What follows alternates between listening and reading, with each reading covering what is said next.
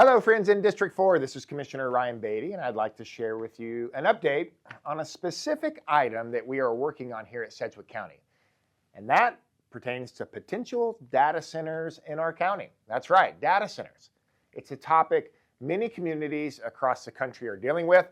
So I wanted to take some time and really just help walk you through all the current details. First, it's important to answer, what are data centers? Well, a data center is a centralized facility that houses critical IT infrastructure, including servers, data storage systems, networking equipment. These facilities are very much a part of the modern digital economy, and they power everything from email to streaming services to really complex AI technologies. And as we continue to grow in online capacities and innovations, server space is needed to store the equipment that makes all this possible. Think about companies like Google and Meta, Microsoft, Amazon, Oracle. There's so many others.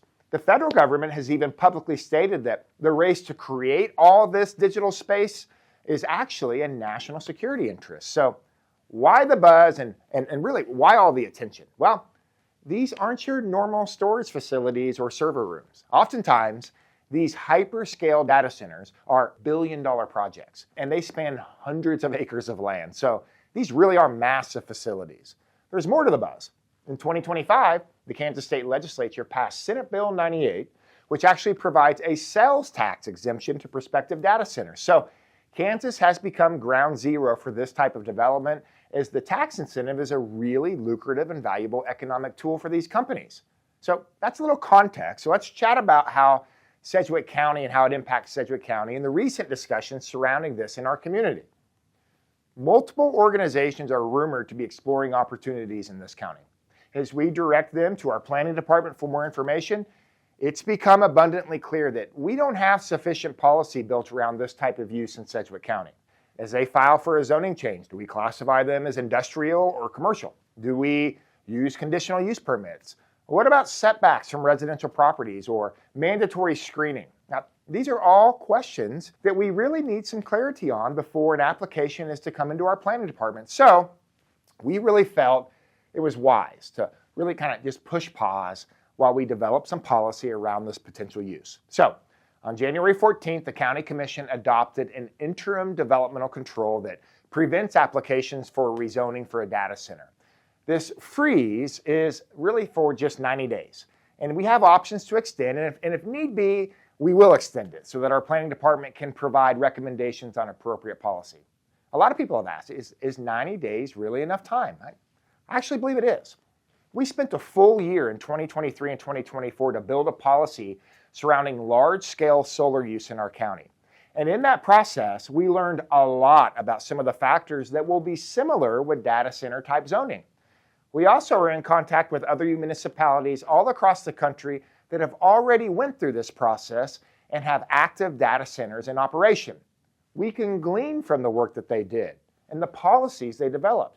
We can also listen to their advice on things that maybe they wish they would have done in the beginning. We have a lot of resources, and we've got a lot of smart people working on the creation of policy. And I'm confident that we have something that we can report back to this community in 90 days. If not, we're not going to hesitate to extend the time frame. It's important to get this right. One more note on the need for policy. It's important that everyone involved has an understanding of the playing field and what we will or will not permit in our community. Organizations that are looking to make sizable investments, property owners that are considering leasing or selling land, utility companies, neighboring residences and businesses, everyone deserves to know the rules so there are no surprises and so that commissioners and planning staff aren't trying to make policy on the fly. Clarity is key when we're dealing with zoning and property rights issues. All right, let's talk impact. First, what are the opportunities? Well, a project of this size has workforce needs and will bring to this market really high-paying job opportunities. These projects are valued at millions of dollars, billion-dollar plus in some instances, so the property tax implications are dramatic for local cities, local school districts, and the county. There are benefits to economic development, especially when you start considering the scale of which these types of projects can provide. So there's some opportunities, but I also have concerns, and I've stated these things in public meetings. I want to better understand the water issues and the impact a data center could have on water supply. As you know, water impact is a hard line for me on a wide range of issues. I want to better understand electric utility impact and if the rest of the community will have to have changes in their electric rates. I also want to better understand environmental issues such as wastewater or noise pollution. These are just a few of the questions and concerns that I currently have and that I'm seeking more research and information so that I can make a wise decision on policy, land use, and community impact. All of this, of course, is balanced with the principle of property rights. In my view, property and liberty are inseparably connected and is a first principle that I hold tight to in all decision-making regarding zoning cases. So that's a high-level and rather lengthy explanation of what is happening in the conversation around data centers in Sedgwick County.